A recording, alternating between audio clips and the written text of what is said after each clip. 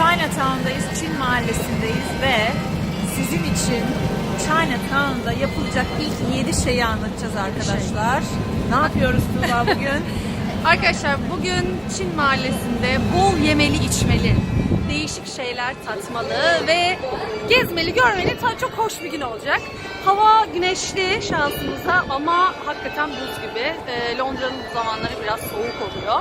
Ve şansımıza haftaya Çin takvimi değişiyor. Onlar için yeni yıl. Geçen sene köpek yılıydı. Bu yıl şimdi domuz yılı olacak. Onun için böyle süslemeler falan olduğunu görüyorum ben. Tatlı, hoş, keyifli bir gün geçireceğiz beraber. Evet. Damlacığım sen de tarihini araştırmıştın sanırım. Tabii ki ben de sıkıcı konu olan tarihiyle Tarih biraz dediniz mi Damla? bahsedeceğim. Aslında çok sıkıcı değil, değişik bir tarihi var.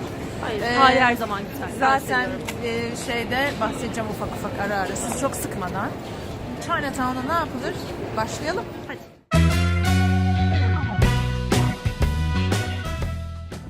Arkadaşlar bol yemeli içmeli bir tur demiştim size ve tabii ki yemekten başlıyoruz.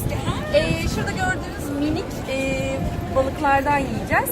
Waffle balık bunlar. Şuradaki aletle yapılıyor gördüğünüz üzere ama şu an koymuyor küçük küçük. İçine böyle azıcık kastard koyuyorlar. Puding gibi bir şey böyle. Vanilyamsı bir tadı var. Aşırı tatlı, aşırı güzel. Mekanın adı Bake. Chinatown'un hemen girişinde kalıyor. Şu anda İlk yiyeceğimiz şeyi hadi yiyelim. Hadi yiyelim.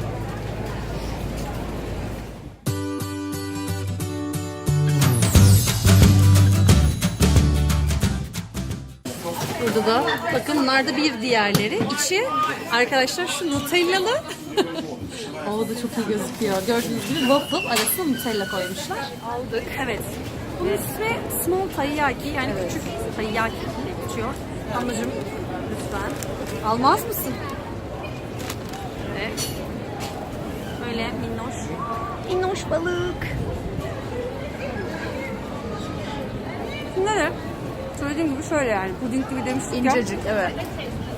Sevdin mi? Ben bayılıyorum ya. Maalesef sevdim Tuğba. Maalesef. Şimdi ilk durağımızdan sonra artık şu ana kapısından içeri doğru giriyoruz. Bu arada sabah erken, yani çok erken değil, hafif öğlene doğru ama yine de gördüğünüz gibi çok kalabalık. Hava soğuk, sıcak dinlemeden insanlar geliyor. Kesinlikle. Bir sebebi Soho'nun tam ortası burası. O yüzden birçok pub'a ve yemek alanına gidiş var. Yani bayağı merkezde kalıyor. Ama diyeceksiniz ki burası hep mi böyleydi? Hayır. Asıl yani şu anki Çin mahallesi diye bahsettiğimiz yer Doğu Londra'da ilk ortaya çıkıyor. Limehouse'da. Çünkü orası bir liman bölgesi diyelim. Londra'nın liman bölgelerinden biri. Ve gelen denizcilere yemek yapmaya başlıyor Çinliler. Ve ilk oradan başlıyor. Sonra buraya geliş hikayesini yavaş yavaş anlatacağız. Geldik. Neredeyiz Tuğba? Size de demiştim çok yemeli içmeli bir soru olacak diye. İkinci durağımız Bubble Wrap. Burası Hong Kong tarzında bir wafflecı. Böyle çok nasıl diyeyim size, waffle'ların içi çok ekmek ekmek olur ya, bu öyle değil. İnanılmaz böyle hafif. Sanırım ya sabah değil öğlen 12 civarlarındayız. Yani bir saat sonra buranın önünde deli gibi bir kuyruk olacak. Eğer Londra'ya gelip bu Bubble Wrap'ten yemek istiyorsanız buraya erken gelmenizi tavsiye ediyoruz. Gördüğünüz gibi şu an bomboş. Çok şanslıyız. Hadi yiyelim. Hadi. Şimdi yapılıyor arkadaşlar. Birazdan da son aşamasını göstereceğiz. Waffle makineleri şöyle. Sonra da şurada hafif soğutuyorlar benim anladığım. Sonra bu tarafta içine İçine dondurmalar. Kaç tane istiyorsanız, neli istiyorsanız kendi menünüzü de yapabiliyorsunuz. Bundan sonra üstüne ekleyeceklerimiz.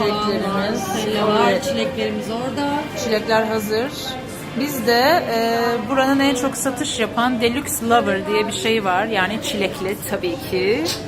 Onu aldık ve yiyeceğiz. Hadi bakalım Damlacığım. Tadına sen bak. Dondurmasından aldı şu anda. Biz kapıyı kilitledik şu anda. Biraz geriye gidelim. Wow, çok güzel. Şu benim için Çikolatası da çok güzel. Çilek mi alayım? Çilekten tatlım alır senin mısın? için? Kızlar. Hi guys.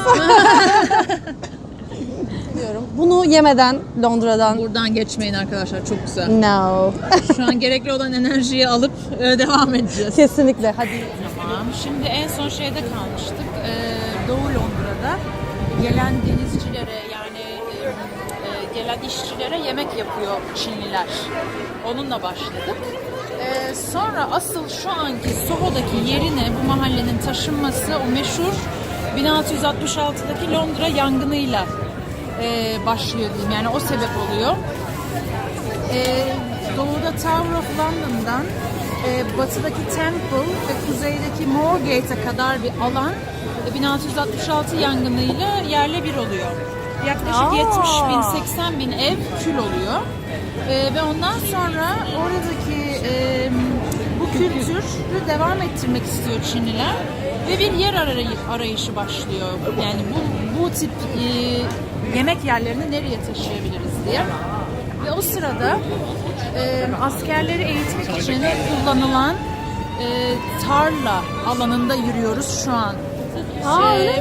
Bu tarla diyeyim, bu askerlerin eğitildiği tarla Lord Gerard adında birinin ve şu anki sokağın adı da Gerard Street, zaten Gerard Street adını buradan alıyor ve gerekli girişimler ve konuşmalar yapıldıktan sonra Lord Gerard buna tamam diyor ve burayı bunun için tahsis etmeye başlıyorlar.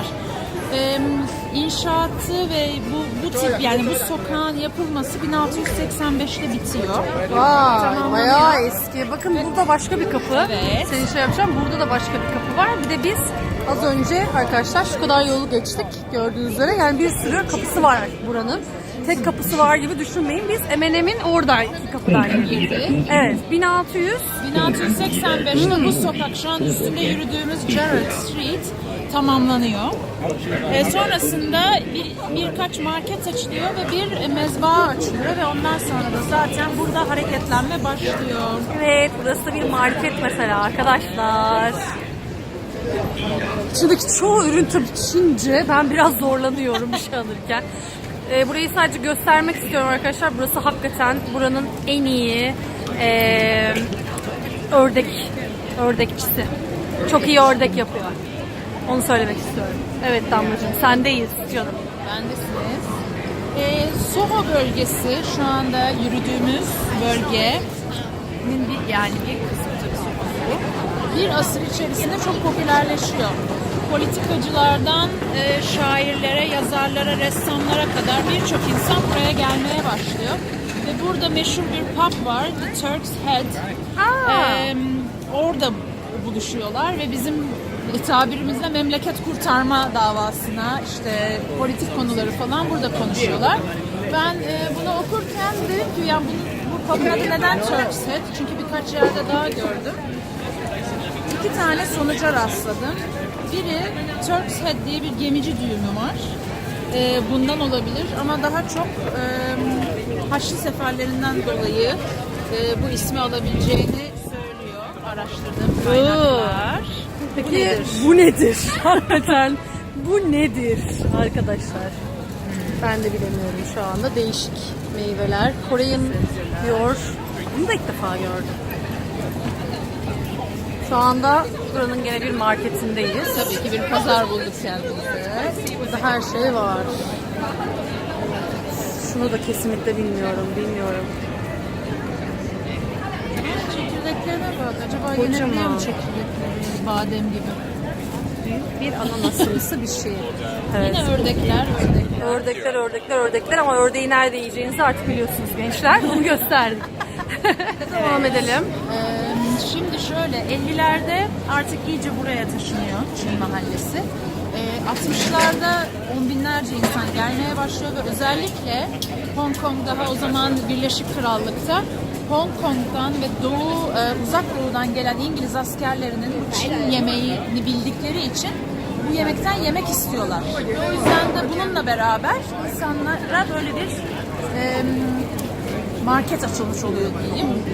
Böylece iyice meşhurlaşıyor Bu gördüğümüz dekorlar 1980'lerde artık yapılıyor. Bu kapı, bu tip şeyler, süslemeler. Bu arada notlarım tabii ki. Böylece bugünkü halini alıyor. Yani uzun bir süreç ama Çok güzel olmuş. Biz çok seviyoruz. Güzel olmuş. Şimdi bu kapı falan her zaman var arkadaşlar ama bu süslemeler daha önce de girerken bahsettiğim bu Çin yılından dolayı. Şimdi Çin yılı onların yeni yılı, bayağı böyle bizim gibi aslında kutluyorlar. Ayın 4'ü Arife gününde ailecek yemek yiyorlar.